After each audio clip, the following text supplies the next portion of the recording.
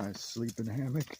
It's just a survival tent I made out of a big old camouflage tarp, and I lined the inside with a bunch of emergency blankets. Made that out of filing cabinet drawers. I mean, basically next to nothing. It's Minnesota, it's November, it's about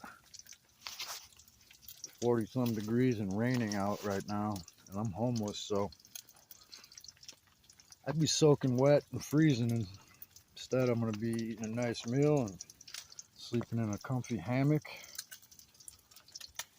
Having a few drinks here. What the hell, right? Nice pipe of some cherry tobacco.